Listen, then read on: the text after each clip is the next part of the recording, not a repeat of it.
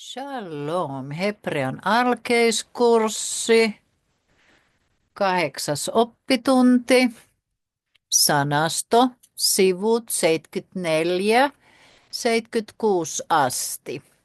מתחילים.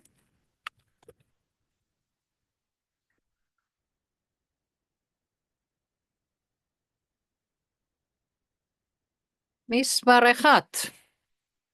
איזה ילד?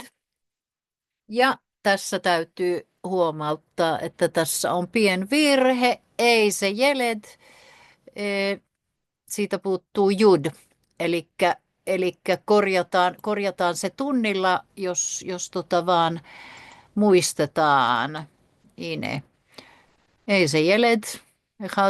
Tästä puuttuu judi. Minkälainen lapsi? Se on siellä yhdessä tehtävässä. Ei se jeled sote kafe. Minkälainen lapsi juo kahvia? Eihän nyt lasten pitäisi juoda kahvia.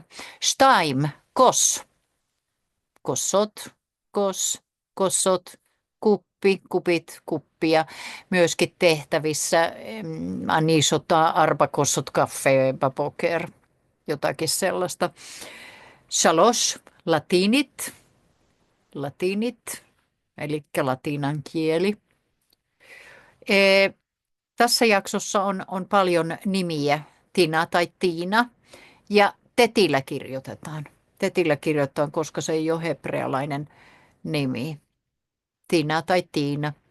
Nina, Niina. Nun, jud, nun. Elikkä Nina, Niina, Hamesh. Shesh, Moli.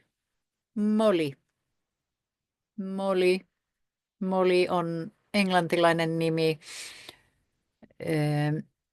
En tiedä, miten se suomeksi kirjoitettaisiko se vai Moli.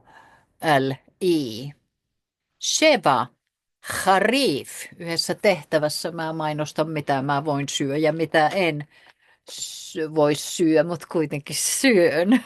Ohel Harif. Eli pikanttia, hyvin maustettua ruokaa. Harif. Shmone. Hamot. Tässä on feminiini ensiksi. Kuuma. Hamot. Eli siinä on het.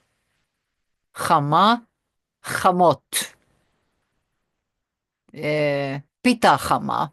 Ledugma.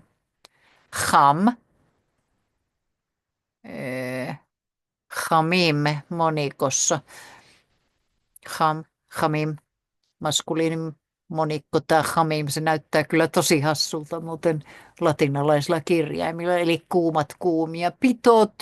Pitot, chamot, kafe, cham, maahalim, chamim, kuumia ruokia. Teissa, Tamar, 2 merkitystä. Se on joko naisen nimi, Tamar, myöskin tarkoittaa taatelia. Taim, tosi hyvää.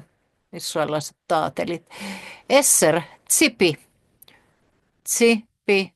Se kirjoitetaan peellä niin kuin latinalaisilla kirjaimilla, mutta sitähän ei ole täällä 2 kertaan. Tsippi ei ole kovin moderni nimi muuten enää. Hakat esre, Litzroach, eli siellä on zeta ja tämä kurkku h, huutaa kirkua. Hi tsorachat, tämä on feminiini, huutaa. Hu tsoreach, hän huutaa, mies. Kukahan siellä huutelee näissä harjoituksissa? Stemmesre, zait, eli soinillinen S, zait, oliivi, zeitim, oliiveja. Eli täällä se vokaali tässä sainin alapuolella, niin se merkitään aaks. Ja zeitim, se merkitään niin kuin, sitten e-äänteeksi. Zeitim. Monta kertaa muuten on. Okei. Bait on niin kuin päinvastoin. Bait, V ja monikossa batim.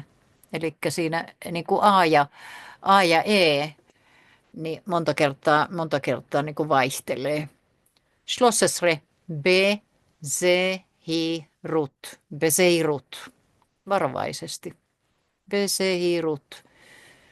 Zahir on varovainen. Zehira.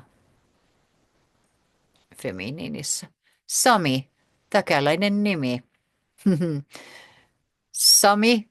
Sima. Sami. Sima. Arbaisra.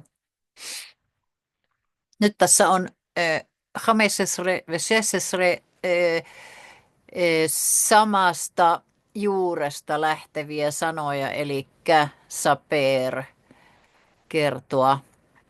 Le saper, kertoa, infinitiivimuoto. Hi me saperet, hän kertoo feminiinissä.